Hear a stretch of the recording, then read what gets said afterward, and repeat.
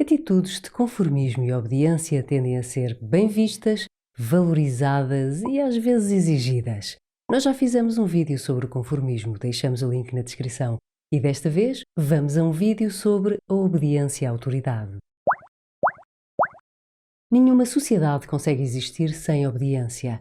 É claro que algumas impõem-na de uma forma mais severa, mas de uma maneira geral nós tendemos a aceitar submeter-nos. E normalmente cumprimos e seguimos ordens diretas ou instruções ditadas por líderes carismáticos ou pessoas que estão numa posição de autoridade. Por exemplo, estamos nós numa fila com um grupo de amigos para entrarmos no cinema e estamos todos na galhofa. Estamos a falar alto, rimos e até mandamos uns aos outros algumas pipocas. A pessoa que está na fila atrás de nós, que também vai ver o filme, manda-nos calar, ao mesmo tempo que chega um segurança do cinema e faz o mesmo. A qual das duas pessoas nós temos mais tendência a obedecer? Quase de certeza ao segurança. E porquê? Porque entendemos o segurança como uma figura de autoridade. O estudo da obediência à autoridade começou com o psicólogo Stanley Milgram em 1963. Milgram trabalhou com Solomon Asch, que nós vimos no vídeo do conformismo, e como já tinha algum conhecimento nesta área da psicologia social, conseguiu desenhar um estudo científico que se tornou um dos mais famosos e também controversos da psicologia. Milgram queria compreender fenómenos como, por exemplo, o Holocausto.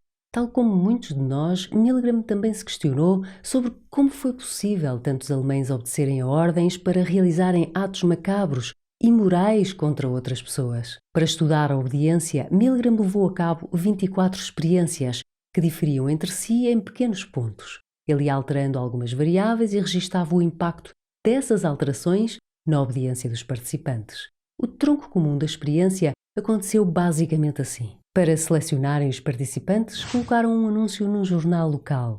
Era dito às pessoas que tinham sido selecionadas para entrar num estudo sobre a aprendizagem, ou melhor, os efeitos que a punição tinha na aprendizagem. As participações eram pagas. Pagaram na altura cerca de $4 a cada pessoa. Cada participante dirigia-se ao laboratório na Universidade de Yale e quando chegava já lá estava outro participante. O que as pessoas não sabiam é que esse participante era cúmplice e que na realidade ia encenar toda a situação. Era explicado que um teria de fazer de conta que era o professor e o outro teria de fazer de aluno. O aluno tinha de aprender pares de palavras, seria amarrado a uma cadeira e teria elétrodos nos pulsos. É que a punição seriam choques elétricos. Quando o aluno errasse, o professor teria de lhe aplicar choques elétricos que começavam nos 15 volts e podiam ir até aos 450. Não se esqueçam que era tudo encenado. Na realidade, o aluno não ia levar choques, mas o participante no estudo não sabia disso. O verdadeiro participante era sempre selecionado como professor e estaria diante de uma máquina cheia de botões, um suposto gerador de choques elétricos, onde até estava escrito em certas voltagens: perigo, choque severo. Os choques começavam na voltagem mais baixa, mas o aluno cometia tantos erros que rapidamente levava um choque de 75 volts e começava a reclamar. Aos 120 volts gritava que lhe doeu mesmo, mas os choques elétricos continuavam porque os erros também continuavam. Mas e se o participante no estudo não quisesse aplicar mais choques elétricos? Quando o participante hesitava ou queria parar, o experimentador dizia-lhe que continuasse, que era essencial que continuasse, que a experiência exigia que continuasse e que não tinha escolha, que era mesmo obrigado a continuar. Só quando o participante rejeitava ou hesitava a aplicar mais choques 4 vezes é que a experiência terminava. Quanto aos resultados, foram bastante surpreendentes. Antes de começar os estudos, Milgram explicou a sua experiência a 40 psiquiatras e pediu-lhes para estimarem a percentagem de participantes que iriam apertar os 30 botões da máquina, ou seja, que iriam aplicar os supostos choques elétricos até ao máximo, até aos 450 volts. Os psiquiatras estimaram que só 1% das pessoas faria isso. Eles acreditavam que a grande maioria das pessoas iria desistir ali aos 150 volts. Mas não foi isso que aconteceu.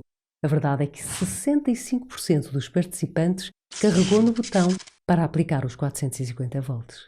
Para terem a certeza de que estes resultados tão elevados não eram devido à associação com a Universidade de Yale, os investigadores mudaram-se para uma cidade vizinha, mas mesmo assim cerca de 48% das pessoas aplicaram os 450 volts. Os investigadores foram então alterando ligeiramente a experiência, criando as 24 variações do estudo que falámos anteriormente. Milgram mostrou-nos como pequenas variações na experiência mudavam os resultados, ou seja, a quantidade de pessoas que aplicavam os choques até à voltagem máxima. Mais pessoas obedeciam à autoridade e permaneciam na experiência até aos 450 volts quando tinham visto alguém a fazer o mesmo, quando a vítima dos choques estava mais afastada e eles não a viam, e quando tinham uma voz, a voz do experimentador, a dar-lhes feedback. Por outro lado, as pessoas obedeciam menos quando lhes era dito que o outro participante no estudo gostava de levar choques e que tinha pedido para levá-los, quando o experimentador aparentava ser uma pessoa sem autoridade ou quando existiam duas pessoas com autoridade e davam ordens de comando contrárias. Além de variações situacionais na própria experiência, Milgram ainda reconheceu outros fatores como influenciadores da obediência, principalmente estes três. A autoconfiança. Uma pessoa menos confiante em si própria tem mais tendência a obedecer. O desejo de ser aceite.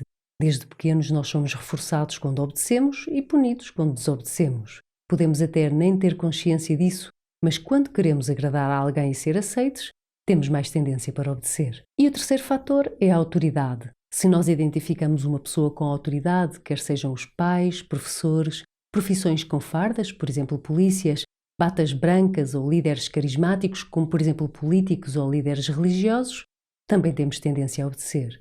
A obediência varia um pouco de cultura para cultura, mas em todas as culturas as pessoas têm tendência a obedecer a figuras de autoridade. E os resultados de estudos mais atuais têm vindo a mostrar que não são apenas as pessoas da década de 1960 que são obedientes.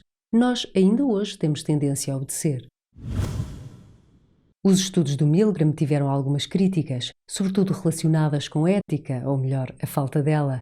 Enganar descaradamente os participantes e não os deixar desistir mal eles mostrassem vontade disso foram as principais. Mas apesar das críticas, estes são estudos muito importantes para a psicologia social. Estas investigações abriram portas para o estudo da obediência e mostraram-nos os fatores que levam as pessoas a obedecer. Hoje sabemos que mesmo boas pessoas, pessoas que aparentemente não são capazes de fazer mal a ninguém, em situações específicas, pouco familiares e incentivadas por líderes carismáticos ou figuras de autoridade, são sim capazes de fazer coisas indesejáveis. Estudos como os de Milgram deixam-nos a pensar, por exemplo, nas guerras atuais, que são essencialmente feitas de mísseis e de drones. Parece ser bem mais fácil disparar contra alguém que não está à nossa frente e que não conseguimos ver nem ouvir. Se gostaram do vídeo, deixem o vosso like e vemo-nos no próximo vídeo.